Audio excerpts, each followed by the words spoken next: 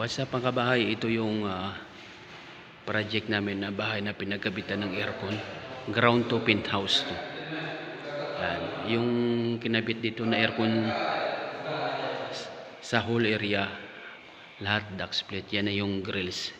Yan nakakabit na, nagpipinising na to sila. Tapos dito yung wash area. Saka yung toilet, yung machine dyan sa loob. Yan, ang ganda.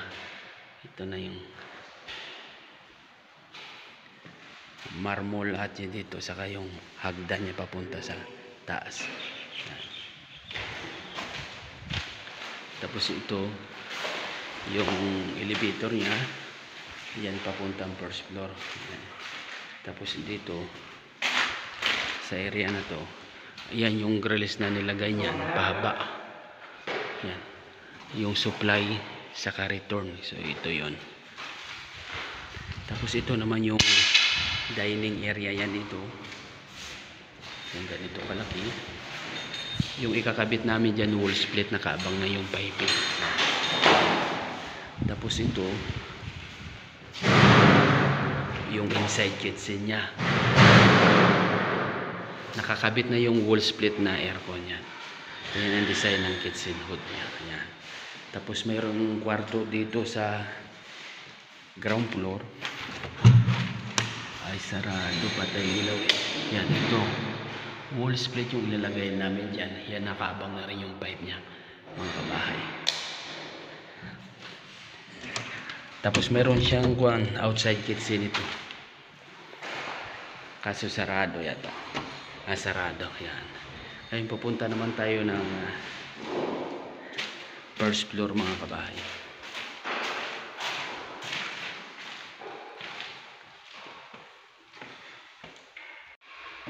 Ito naman yung first floor area. Yan. Ito yung whole area.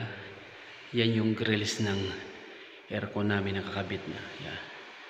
Duct split din lahat ng aircon dito. Tapos ito yung kwarto.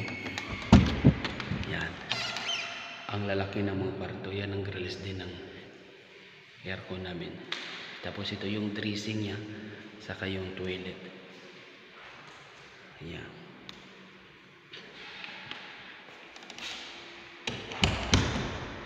Tapos ito yung pangalawang kwarto. Yan. Nakakabit na rin yung grills namin yan. Ito kalaki. May malaking salamin dyan. Tapos ito yung dressing nya. Saka yung toilet naman rin. Punta tayo sa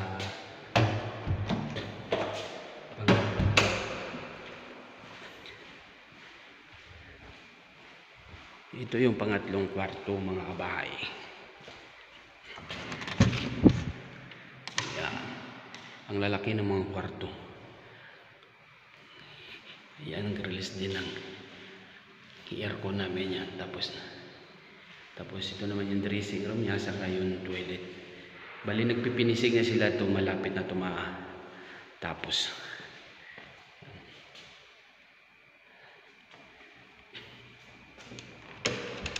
Tapos ang ganda ng design ng pinto.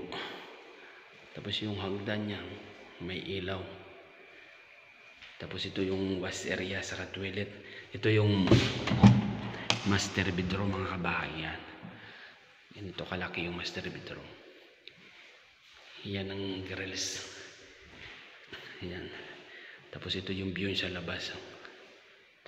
Yan. Tapos ito yung dressing room niya saka yung toilet. Yan. Malalaki din yung toilet nito. Sarado. Yan. Ngayon pupunta tayo ng penthouse.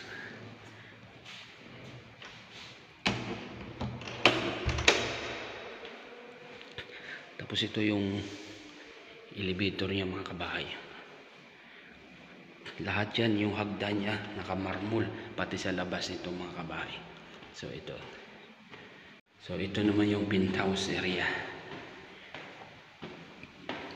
Lahat dito ng aircon sa penthouse split. Ito yung pipe na kabang na. Yan. Tapos ito yung unang kwarto dito. Yan. Wall split din yung ilalagay dyan. Yung design niya. Yan. Tapos ito yung pangalawa. Yan. Laki ng kwarto. Yan. Ang dalawang aircon yung ilalagay dyan ng wall split.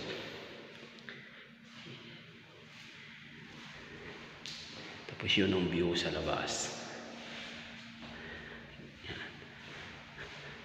So ito yung kabuuan mga kabahay ng ground to penthouse. Pero mayroon siyang ito, yung outside area. Outside kitchen. Ito yung sa labas. Naka-tiles yan din lahat yung labas dyan. Yan.